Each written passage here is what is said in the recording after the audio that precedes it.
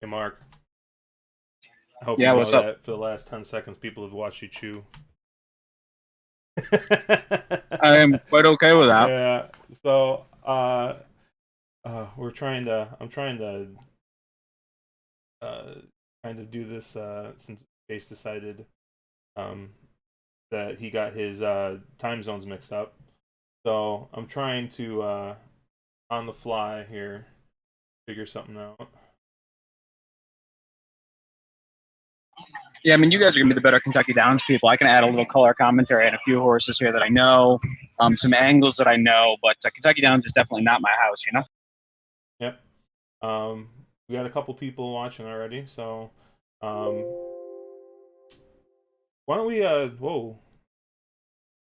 Um, while we have your big face on here, why don't you give the people a look real quick of the Saratoga grounds there, since you're live on shot on site there. Yeah, so this is the Saratoga picnic area. I'm standing on the rail, so that is facing up the rail. Horses will come down here in a couple minutes, and I'll get you guys some pictures of the horses for the first race. Sort of over behind me here, you have a betting kiosk window. So that's where all the betting are. And obviously, these picnic tables where I'm are part of the running of the picnic tables, meaning that you get here at 6 o'clock in the morning and you pop the gates and you sprint for a table and you grab it and you get a picnic table for the day. I was not one of those people, so my seat is actually right there, right up on the rail here. And yeah, and when we're talking about the mac and cheese truck, it is so big screen there behind me, and it's sort of behind that big screen. Yeah, so if you're ever in Saratoga looking for Mark, he's in this area at somewhere. Yeah, I don't stray too far from home, and this is where I'm comfortable at. So this is my house. So have you had a chance to look at some of these Kentucky Downs races yet? Yeah, I actually have. Definitely, this card is just absolutely phenomenal for Kentucky Downs. So All right, so what do we let's take a look real quick at this seventh race, and Chase should join in here early once he gets back from from his trip to buy clothes to look like you. Uh, we got the seventh race here. Um, one dreamer, 1 mile and 70 yards on the turf. Now, one of the things I look at Kentucky Downs meet is because of the fact that we are going to be going uphill a little bit at the end. I always prefer to bet horses on the cutback. So if it's a mile race, I'm looking at a horse that has been running at like a mile and 16th, mile and eighth. Um, a horse that's got a little bit more stamina for that last little bit uphill. Now, I'm not saying that you completely throw out these milers, but um, at least in this first race, um, the horse that I'm probably going to be building most of my stuff around is going to be 9 horse here, Lamari.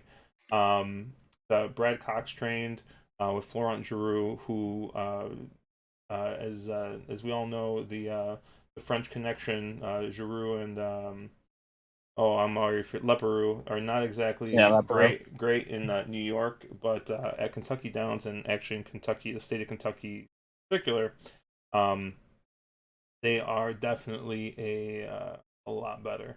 So oh, we got look at this guy. Welcome. So I feel like I'm capable of grasping some pretty complex ideas and things, but Just for not some time reason zones. No. time zones elude me. Time zones elude me a little bit. Sorry guys. We Yeah, forgive you. we figured you'd get here eventually. So yeah, I'm building on what Cherry said. Yeah, Lamari is definitely a horse that I want to use in here. And probably use pretty heavily. I do like a little bit of the cutback. I think that makes sense from what I've read historically at the track. Horse is a proven miler as well, so that speed should be there. And is going to be sort of one of the more forwardly placed horses. And in big fields like this, you like a forwardly placed horse that can maybe stay out of a little trouble. I think that sort of run style really suits Florent Giroux quite a lot. The other horse in here that really kind of, and because God, I love speed, is Classy Act. I also sort of liked. Drawn a little more inside. I realized the horse was last time ran at a mile. and maybe a little bit short in this race, but first time turfer that really popped first time on turf. Threw up a real big fig. Had been running sort of in the high 50s, low 60s Byers, and runs at 91 first time on turf. So I think they found the right surface finally with this one. And I love horses that really popped second time on the surface, a little more comfortable. And the jock stays put. Bashinza is not I think that's how you say his name, is not the most known jock, but he's a solid Kentucky jock, and I think it's another one that makes some sense for me at least. Beskiza, apparently. Adam Beskiza. Beskiza. Yeah, That's quite the name. I had to turn on the volume on the track feed from Churchill Downs one day to figure out how to pronounce that one. You guys, I think I'm just jumping in, but it sounds like you covered pretty much every horse I was looking at. There's one that I didn't hear though, and that's the number 10, Smart Emma. Daniel Pites trained. James Graham, Jimmy Graham, however you want to call him. I think he probably prefers James. I'm a fan of this horse a lot because of the an even energy distribution. Gonna be Fordley Place, still gonna have a little bit more kick in the end. And the thing with Kentucky Downs, with the way that track is shaped, is not only is it an extremely long stretch, but it's also uphill a little bit too. And by the way, for people who aren't used to watching Kentucky Downs, if you've seen Monty Python and the Holy Grail, the scene where the guards are standing in front of the castle and the guy's running from like a mile away, and then they cut and he's still running from like a mile away, you're going to have like that long of a stretch where they're going to have to take a second camera to get all of the stretch. So don't be fooled. The race isn't over. They're still running.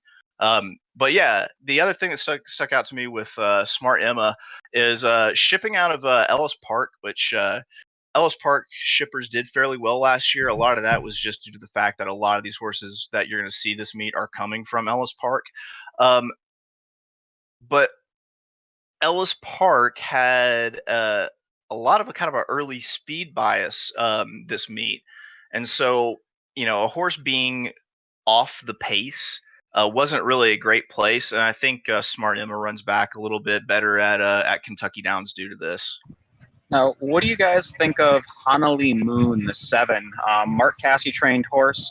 Cut it, that if you toss that last race, which was probably a little too short for what she really likes, she's coming out of a couple of races. I mean, the 2 back at Indiana Downs, and even before the break of the fairgrounds, it's Casse. You're getting Tyler Galafione. You're getting a horse on a cutback, and you're getting a horse with a lot of closing speed. I would assume all those things would sort of, be live at this kind of a track and this sort of a setup at maybe a little bit of a price. Hanali Moon is another one that I actually like quite a bit too. It's for pretty much every single reason that you mentioned. If a horse is going to be coming late, it's going to be Hanali Moon. And I mean, that Mark Casse Tyler Gafleon connection is always really strong. So yeah, I think that's another horse that you could put in at a price. I don't see any way where this pick 4 doesn't cost an arm and a leg to play, unless you really take a stand on some opinions. Yeah, I'm looking at the late pick 5, and it ain't gonna be cheap. Let's put it that way. Yeah, the way I actually had this race is I had it as 9, 10, 3, and 7. So I don't know if we talked a little bit about the 3 stave here from Larry Jones. The horse has just been incredibly consistent, running there in the mid 80s. And once again, I'm just looking at these horses that like running mile and 16th, cutting back to this mile. I think that you're gonna find some of these other horses are gonna come up empty, coming down when they hit that second camera, coming down on down the stretch. So I definitely like including this 3 here because the 3's definitely got the stamina. The 3's definitely should be able to get the extra distance. Has proven it at a mile and 16th. If we like, this is one of the races where I definitely spread. I picked 4 horses. going a little bit later, I start getting a little skinnier, but these first two races are definitely pretty wide. So I'm thinking if I were to play something a little bit smaller, um, I would probably try and get away with just the 9 and the 10 here. And if you're more of a horizontal or vertical player, I think you could probably find some value keying this 10 with the other speed horses, which is going to be the 9 and the 3, and the 4. So I like the 10 the most out of the closers. I'm also going to use a little bit of the 7, who is going to be flying off the pace, especially if you look at that last race at Indiana. But I pretty much at least for now, until we see how the track plays, I'm all on the 9 here.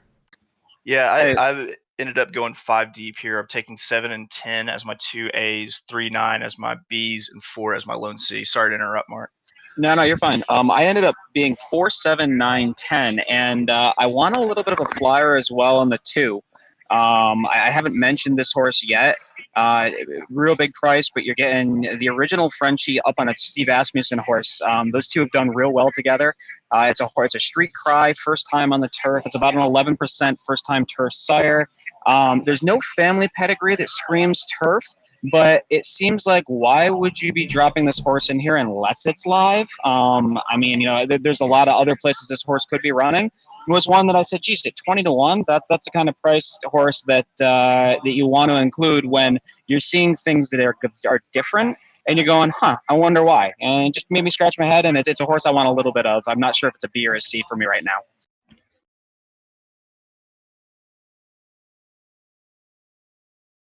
All right, any other thoughts here on race 7? I see our boy Bledo in here putting up his picks. He likes the 4 and the 9 with the 3, 7, 10 here. So it seems like a lot like everyone's kind of keen around those 5 horses. And this is one of those places where you look at these odds, and I mean we see this a lot. You're probably going to get all of 6 or 7 to 1 at least on the 7, 8 to 1 morning line right now. Um, Especially if this 9 and the 4 take some money. Um, these other horses that are at these mid odds, 6, 7, 8 to 1, are going to stay there or possibly float up. So if you like a horse and you see it and it's at 8 to 1, like that's just completely because of the lower takeout, because of the big field. So don't feel like this isn't like you're betting a 7 horse field and you got a 6 to 1 shot, which might as well, you might as well throw out at those odds. Like you definitely find some value here. I take every word that Cherry Drink says about Kentucky Downs extremely seriously, because watching him play Kentucky Downs opening day last year, it was like someone dropping a box of matches in front of Dustin Hoffman and Rain Man. It just he lit up. He became just an instant savant and was rattling off winners left and right. I think you hit that late pick 4 on opening day last year, didn't you? Yep. Yeah, sexy, real sexy. So why don't we go ahead and take a look at the Tourist Mile here, the 8th race. Um, this I don't believe there were any. Oh, we got a scratch, the 6 scratched out of here, And the and I believe the 14. 14, one of the also eligible. So 13 did draw in to this race. Case, what do you got here? Something I picked up on last year's Kentucky Downs meet was how well horses shipping out of Saratoga were running. It's kind of your first opportunity to play an angle that I love past September, which is who raced at Saratoga in this race. And when I look at that, my eyes drawn to Hembry with Michael Maker, with Tyler Daffleon on the mount, which is just a fantastic combination. Not to mention Mike Maker does some really good work for Three Diamonds Farm. It's someone that he pairs up with well, and pairs up with really well with turf horses. A little bit more of a closer. Not something, don't know how the track is going to play. Seems like you want to be forwardly placed, but definitely worth a look. Um, The other Saratoga horse that I kind of picked out there was first Premio for Mark Cassie. That's once again going to be a little bit more of an off the pace horse. Ran on yielding turf last time at Saratoga. Ran second to Mrs. Haverkamp and beat a Chip Braun horse and whatever the horse's name is that starts with a Q and ends in a Bond sound. Then thank you for thanks. I need you for pronunciations and how to read a clock. Yeah, I know you speak. You live from you Arkansas people that can't pronounce things. Glens Falls, Coroban. I got it. That was our boy Cherry with Glens Falls. I was with you there. I give plurals their due. If I'm gonna take a flyer here, I'm gonna take a flyer with Snapper Sinclair. For one, I do think that there's some things in the pedigree that show me that this horse is gonna love turf. Something that I get in the Briz PPs that I'm always a big fan of. A lot of people like Tomlinson's. I like seeing kind of the mare's stats, how productive the mare is, and seeing that the mare's produced 3 turf winners out of 6 starters is very encouraging. And also, Snapper is a brand of lawnmower, is it not? I mean, you should love the turf, right? Hey, Hod, you do realize this horse has got 17 starts, right? Yep. Yes, I do. You also realize this horse is 1-for-1 at Kentucky Downs. I'm aware. I do not have a problem with that. And 1-for-1 on the turf. Obviously, it's turf at Kentucky Downs, but yeah. And won a stakes race. Yeah, I got it. I'm cool with it. Just making sure you're aware. Thanks. Oh, I wasn't planning on crying today, but thank you for that. But yeah, I'm looking at those 3 as probably the only horses I use in this race. Yeah, I agree. Agreeing with you right across the board here.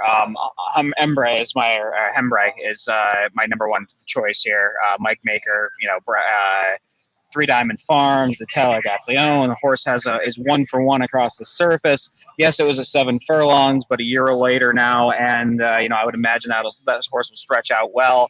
An improving horse. A horse is getting better and better on the fixed standpoint every race, and I think it's an amazingly logical horse. And I think it's almost a horse you can probably get a little cute here in this late sequence with. I may single A Hembre, and then I do want a little Snapper Sinclair as well. I'm gonna hold on, my page flipped here so I can see who else I have in here. There's a couple other horses I think you could use, but I think those are the logicals. Well, you guys have not talked about my top picks here, so Mr. Cub, say it, Mr. Cub. I'm gonna actually start with the number 10 here, Great Wide Open. Connor Murphy, bringing this horse back from Keeneland. We got James Graham aboard, who's at Fairgrounds is the turf rider. He might have actually won the meet title, but he is really good turf rider. Same thing in Kentucky. He rides those at Churchill, Ellis. He rides really well, and definitely want to use him on the turf. So this horse is going to be on the lead. This should be the speed of the race. And the thing I like is this horse is cutting back. Is won at a 1.125 miles, 1/16. So definitely going to want to use a lot of this 10 here. I am also using Mr. Cub, the 9. I knew it. You love that horse. Is 1-for-3 at Kentucky Downs, but yeah, once again, I mean, I'm just going back looking at his PPs, making sure that at these longer distances he's had some success, and I definitely think that this is more of a miler, but has shown to be able to get that 1.16 miles. So I'm also, of course, using Hembree. Hembree's kind of on, for me, is on that B to A line. With the way you guys are talking about it, I'm guessing it's more horse here. And then I'm probably going to want to use a little bit of Next Shares. Next Shares will probably go off as the favorite between him and Embry. It's probably going to be close. But Next shares is 1 for 2 here at Kentucky Downs. And once again, is just if you look back, has run really good races at longer distances. Um, so just makes me really want to use horse. Like I hate that it's a chalk, obviously, but I'm really into this 10, especially if we're gonna get anywhere close to 10. Yeah. Something that looking at Mr. Cub, I at first was pass. Now as you're talking about him, I think I would probably include as a C. You One thing I noticed was last race at LP, Ellis Park, just kind of actually was able to win from 2 off the pace, which has been very difficult at the track. And looking also beat the 6 who scratched out, but actually was a horse that I figured might actually um, play quite a big role in this race before scratches. So I think I might be on the Mr. Cub train, but Mr. Cub is a C. Sorry, national anthem. Give me a second.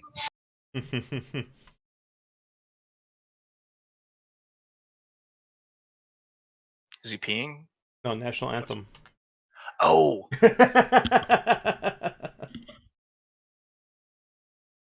We technically can't hear it, so. Oh, there it is.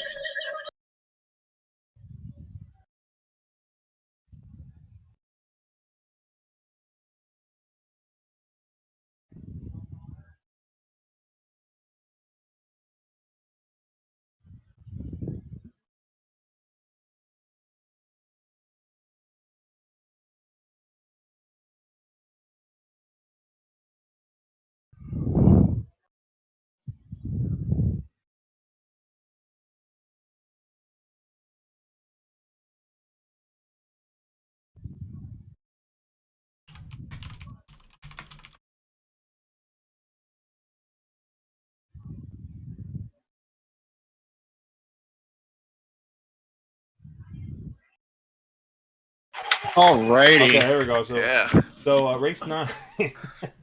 America, always an A in all of my horizontals. Yeah. I was just gonna say the one quick comment on Mr. Cub, and this is probably more of a question for Josh. Josh, what's your sort of feelings? I mean, Mr. Cub seems to be a horse that's been a little better at shorter. Isn't he more of a 7 furlong to a miler horse? That's where his big figs has come from. Some of his best wins have come from. Isn't he a horse that you almost want to fade a little with that, given that uphill late stretch, and you sort of want those horses that have a little more stamina? To me, he feels like 7 furlongs a mile is more his game. So Yeah, at I the mean, distance, I definitely. seven races, 4 wins. Yeah, I mean, I definitely think that he's a miler, but what I am looking for though, I mean, if you look at a couple of his mile and 16th races, um, he's not embarrassing himself at those longer distances. You get some of these horses that you um, stretch them out to a mile and 16th, mile and 8th, and all of a sudden they're losing the race by 5 lengths and finishing 8th. If you go back a couple races, mile and 16th at Keeneland, um, 3 and 1/4 lengths at Saratoga. Okay, that was kind of embarrassing. But the Wise Dan lost by half a length to 2 pretty good horses in Spectre Lindley and Mr. Misunderstood. So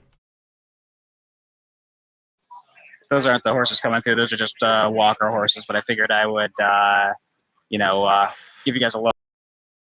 Just to let the people know we have access. Or you do. I'm sitting in front of my wife's closet. So the 9th race here, this one's gonna be a little tough. These 2-year-old stakes races on the turf. This is, I think, where the board probably is gonna blow up. Looking through this, scroll down. I came up with 2 horses here that I'm gonna want to use. By the way, the one in the first at Saratoga is screaming, so he may be a horse you want to fade a little. Noted. Here, I got Mark over there. I did use the 12 here. Fly So Pretty. Cassie Gaffleone connection. I want to say it has the best buyers here, but I haven't had a chance to go back through and look. Um, but another horse I'm using that's a little bit of a price here, is going to be the 10 Sunset Promise, from Mike Maker and Beskiza here. Um, horse is one of the few horses that has run a little bit longer of a distance than just some of these sprints, and has won at these longer distances. So last out ran 7.5 furlongs at Gulfstream Park, um, and just wired. I don't think that the horse is going to be able to wire here. I think there's a little bit more speed with all these sprinters, but I definitely think Mike Maker, having a horse in here, at a longer distance, definitely a must use. Um, he's also got the one in here, Ask Bailey, but I just prefer the Sunset Promise here. Yeah, I was going to say I ended up equally on the 6, the 7, the 10, and the 12. I felt that sort of there wasn't a lot of buyers standouts here. You're looking for that horse that's going to move forward, and then these 2-year-old stakes are just always hard. They're the kind of races where you really want to. Spread, look for a price, and then obviously don't toss any logicals. They're the kind of ones that I want to be a little deeper in, and I'm okay being a little deeper in here. I had 6, 7, 10, 12 as A's, and then 11, 14, 15 as B's, even though I think some of the B's are going to end up scratching out. But yeah, it's a race where I'm a little, I think probably same spots Josh is on, and but I'm okay being a little more spread in this type of a race, or a little more front heavy. Let's put it that way. Yeah, I'm surprised they haven't scratched the AEs yet. So I don't know if Same here. I don't know if they're expecting a couple horses to scratch, or what's going on there. I mean, I would maybe use the 15 if somehow this ended up getting drawn in, but I just. So I'm glancing over at TVG right now, and Caton's picks for this race for the 6, 7, 11, 12. If we want to work that in, it won't get us sued. um, you guys didn't say the one horse that I'm actually a little bit really kind of excited about, and that's the number 2, Well Spent. I'm a big fan of the all weather to turf angle. Horses coming off of races at Presque Isle can be really live at Kentucky Downs. We saw it last year. Someone in the Discord channel hit a monster exacta off of that coming off of all weather. Trained by Wayne Catalano. Catalano seems to do his best work when he's matched up with Channing Hill, who I don't believe is at this Kentucky Downs meet, but he's got Robbie Alvarado.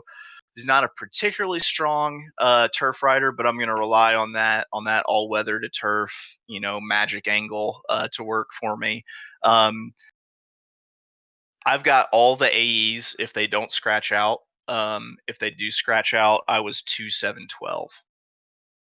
Probably all as A's also. Gonna more than likely buy this race.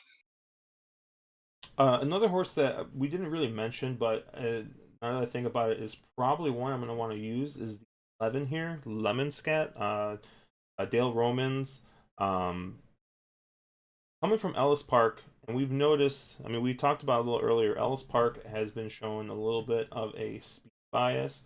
Well, this horse closed off of that speed bias, if it was still there on the 29th, on the turf, and closed into very, very slow fractions.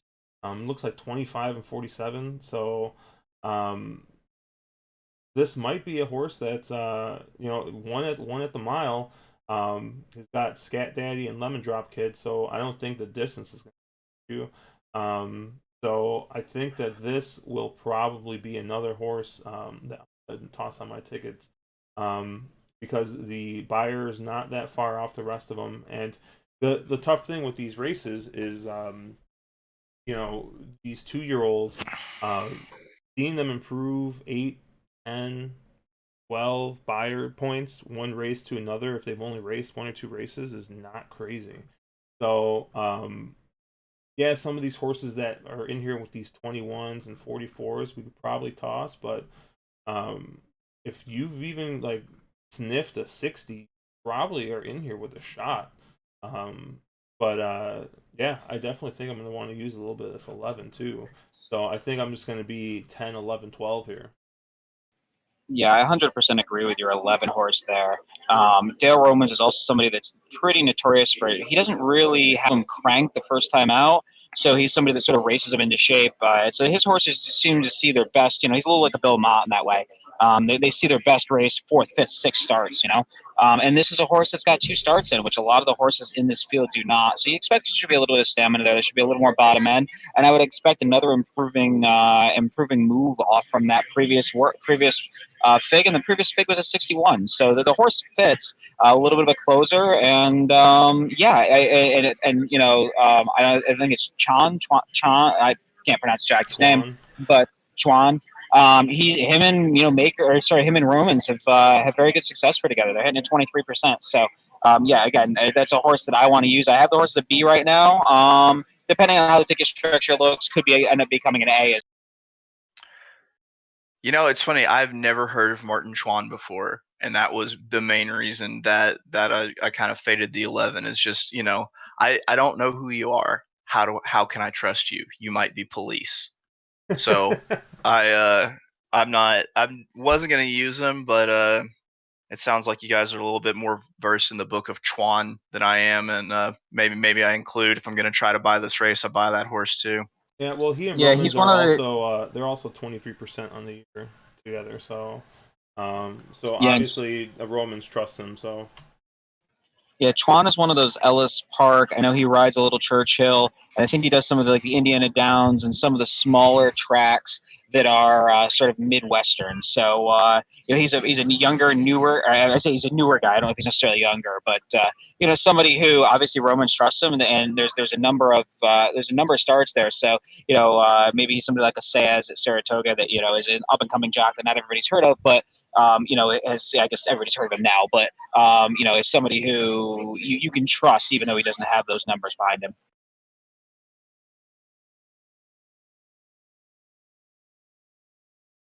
all right, let's move on to race 10 here. The last stakes race here, the Juvenile, the Gainesway Farm Juvenile. Uh, so pretty much the same race that we were looking at race 9, except for the boys. What you got, Ter Chase? Take first glance through it. I feel like you have to use the one horse, Asmussen with Leparoux, projecting to be early speed, coming off of the Skidmore at Saratoga. Ran fourth. Also had Ricardo Santana Jr. on the mount, who is really not doing well on the turf this meet. So it's going to be a little bit of an upgrade in jockey to run this turf race. So I feel like at 10-1, that's one you absolutely have to use. The other one that I was really looking at was the favorite. I'm a little bit of a George Weaver fanboy. Just I You mean love the George Weaves. just before you get talking, there the 9 scratched out. Scratches here, the 3, the 8, and the 9, and the 13. Three, Yeah, eight, get nine. it together, man. Well, This is he was in his car when we were starting all this. So Yeah, let me jump in here, and you can get your scratches down. The 2 horses that really jumped off the page for me were the 4 and the 5. The 5, Mike Maker horse came off, was phenomenal, looked amazing in an early meet. One of Maker's wins up here at Saratoga, so you're getting that Saratoga shipper angle. 4-1 on the morning line. I would imagine that horse is going to be bet down. I would not be surprised at all if Are You Kidding Me? The 5 is the favorite when they go off. The other horse I really wanted to use quite a bit of here, and here was the 4, Nighttime. Dale Romans trained horse, Ellis Park shipper. Obviously, I know they have a really good 2-year-old program there, and that's why Romans runs a lot of his horses there. But those 2 horses both really stood out in figs. I realized the dirt to turf angle, but it's a Majestic's perfection with Kitten's Joy on the bottom. The freaking horse is going to be okay on turf. I'm not worried about that at all. So the 4 and the 5 were the 2 that really kind of hopped off the page at me. And then I think everybody else is is a little probably of a lighter use. I had a little 7 and a little of the 11, but I think I'm going to primarily have most of my tickets going through the 4 and 5. I think that this might be looking at the race of the rest of this pick four. Um, as we talked a little bit yesterday, when I play these horizontals, um, I tend to try and stay as skinny as possible. I don't really use if I do ABs. Usually, I'm playing some kind of combination where I'm hammering my A's and then playing like a smaller B ticket. Um, Here, um, I think I'm gonna try and get away with just using one horse, 5 horse. Are you kidding me? Um, I've talked a bunch about this cutback on the mile and 16th back to a mile. And this is the only horse that has run at a mile and a 16th. Um, and it won just barely by a head, but had a heck of a race. Um, we got Maker and Gaffleon hooking up here again. I think I'm just gonna try and uh, stick with just the 5 on top. A couple other horses that I might be interested in using underneath. We have the 12 here, Peace Achieved, Cassie and Mana. Um, another going to be another forwardly placed horse, but once again, this horse has run with a distance. And another horse that I'm going to maybe use a little bit of, or at least underneath 15, Longclaw. Shipping in from Ireland, is used to running in all kinds of weird directions. Um, so the horse is a maiden, but is drawing. I mean, and I don't know if I'm crazy, but this Jamie Spencer, he's a Euro jock, right? Yes, and a good Yeah. one too. So Jamie Spencer's one of the best jocks in the world, quite honestly. He's top tier. and I'm looking at changes, and I haven't seen anything posted of it not being him, so I didn't even realize that he was going to be here for them. So the fact that he's coming in and he's riding this horse, I mean, if the tote is saying 30 to 1, that's definitely gonna be that for me. Uh, the 15 was one that I'm also was planning to use, depending on scratches. Kind of going back through and making my adjustments for scratches. Yes, you guys are both absolutely right. You have to use. Are you kidding me? Um, I'm gonna use that horse, but I'm gonna use some prices around it that I really like. And the one previously mentioned was memorable. And number 2, Gray Blur, for Christopher Davis with Adam Beskiza in the mount. Um, I think that his experience at Arlington Park might actually translate fairly well here. Another track that's got just feels like miles long stretch. That's a track that also seems to play a little bit more to closers, and I'm seeing that he wired the field when he broke his maiden on August 10th. Always a tall order going against winners for the first time, but I'm going to go ahead and probably use him just because this is Kentucky Downs and bombs happen and totes explode. So, uh, more than likely going to use 1 and 5 as an A, uh, 2 as a B, and then I'll keep 15 in as a B if it doesn't scratch, but could easily be convinced to move it up to an A. Yeah, I was going to say the one thing on your 15 horse is I was assuming that the horse would scratch, so I didn't even mention it. I didn't realize he was still in, which is also something that's good on these big days where people sort of assume the AEs are going to scratch and then they don't. The other thing to note is that Gordon Elliott is a hell of a Euro trainer. He's a very known English trainer and is a very good one at that. And when he ships here, he normally means business. His first time Lasix, his horses are hitting at 33%. So you're getting if you get anywhere close to that 30 to 1 morning line on a horse that has those types of first time Lasix stats and one of the best jocks in the world, it's you're getting that's definitely an overlay. Is it Fahey that Spencer usually rides for in the UK?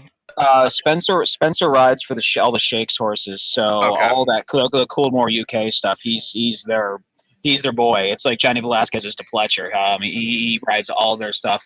So he rides a lot of the Coolmore European stuff, and he also will ride a lot for. I mean, he's one of those kind of jocks for hire. So I know he does Hong Kong for some of the big meets. He'll go to Japan for some of the stuff. He's a guy who, Breeders' Cup. If you have a big race and a big horse, he's a hired gun. And with in Europe, they kind of work with these bigger operations put jockeys under contract where they work exclusively for him, and they're not as much as like mercenaries. And if he's under contract to ride for the Sheikh or riding for Coolmore, then yeah, the man has chops, and it's one of those names that I always see popping up in Euro results over and over and over again. Yeah, I think it's him and James Doyle. I think are the main Coolmore guys. Yeah, now that Frankie's sort of winding his career down, it's those two have sort of taken that over.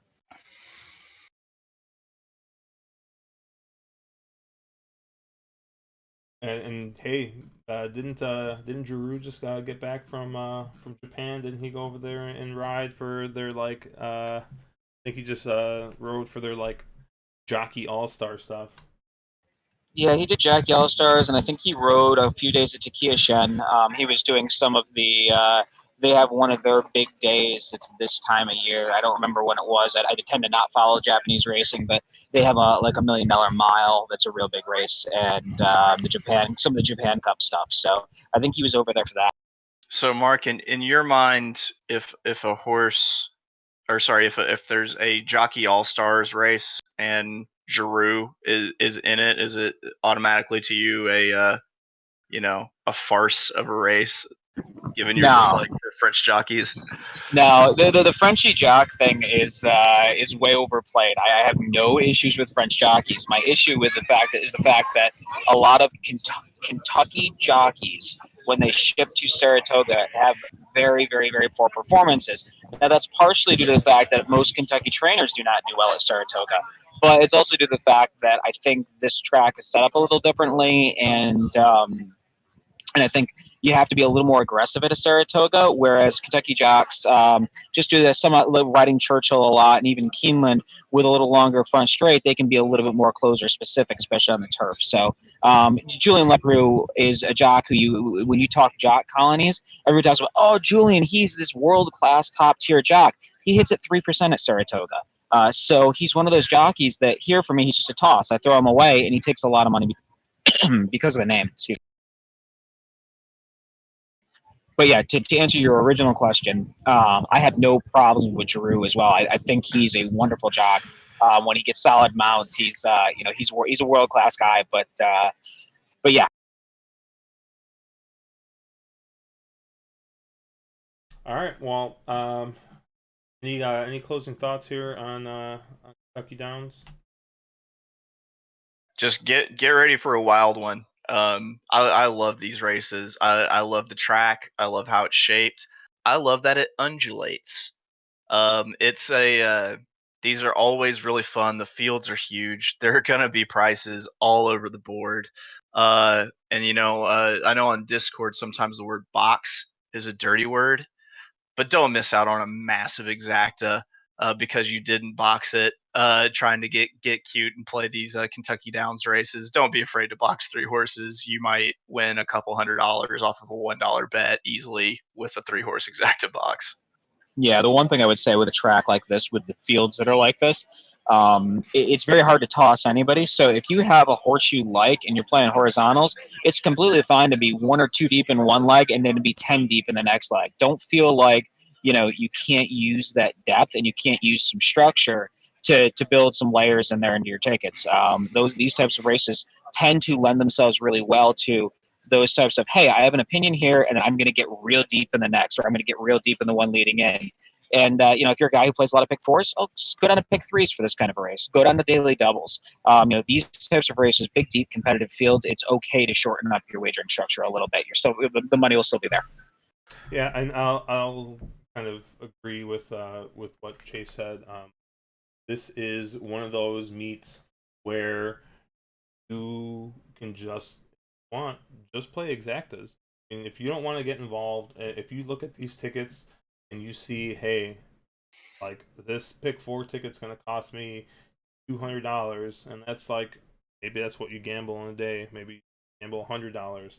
I mean, you can take a couple of shots with some exactas, and you guarantee you every day there's probably going to be at least one exacta that's going to pay over 100. That's just how it is. So sure, look for your chalky horse like this five here in the last race, but play a $2 exacta with three or four horses underneath. And unlike other meets where you do that and there's a good chance that that exacta might pay even money, like I guarantee you're gonna get at least 4 to 5 to 1 on that bet, even if you get chalk over chalk just with the size of these fields. So don't feel like you have to jump in these. I mean, granted, the pick four and pick five, I think the takeout's 14%. Real low. Definitely want to support the low takeout bets. But the nice thing about this meet, the exacta takeout is also low. I believe it's 18%, which at other places you're looking at 20, 22%. I think 25% at Parks, I think, is something stupid. No bet has a takeout higher than 19% at Kentucky Downs. So if you're trying to play smaller, stick with those doubles, stick with those exactas, because you're gonna get a price. If you, excuse me, you're gonna get a price here just upon the fact that there are such big fields and such low takeout compared to other tracks.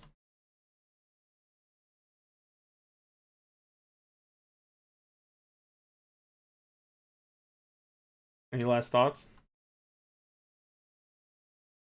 No, I'm just trying to fire my pick five in for the early at Saratoga, so nothing here for me. Chase? Oh, did Chase Chase Mark? Like still as heck. Oh, did he go peek me? Yeah, Really? I think he did. Yeah, look at this. You're using the Naira Wi-Fi. Have no problems. This guy is sitting there at home, and freezing up. Um, Well, he is in Arkansas, so maybe they turned the power off or something. with these last couple minutes, yep. Oh, there he's gone. Quick. Now our name badges are all messed up. All right. Well, while we wait, I think Chase is just going to go on, but I did look at a couple of these early races. This first race, I did come up with the 10, the 4, and the 11. Pretty sure that that is chalk with the 4. But this 11 is at 10 to 1. Maybe try to work this 11 in like an exacta key box with this 10 and 4. And if you were gonna stick with one or the other, I'm leaning towards using more of the 4 just because I think I trust Giroux a little bit more here than I do Tyler Bays. Um, and the second race, I came up with the 1, the 5, and the 6. Um, Tyler Gaffalione and Mike Maker here. Always a good bet. Once again, this is a heck of a long race. It's a mile and a half. So if you're somebody who's into looking at breeding, this is the exact kind of race. Take a look, see, hey, was this horse bred to go long? What does this horse fit in? So 1, 5, and 6 have all been running at these longer distances. 6 is out of Tappet, so stamina is not going to be a problem. I might just toss in a quick little exacta box with this 6 here, fading the 7 horse.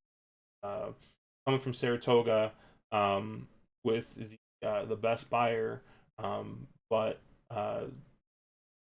we're just gonna see if we can spike a price here, and it's like no need to invest more than the $6 if you're not sure, and this hits with these prices. I mean, you're looking at probably $70 or $80 exacta pay.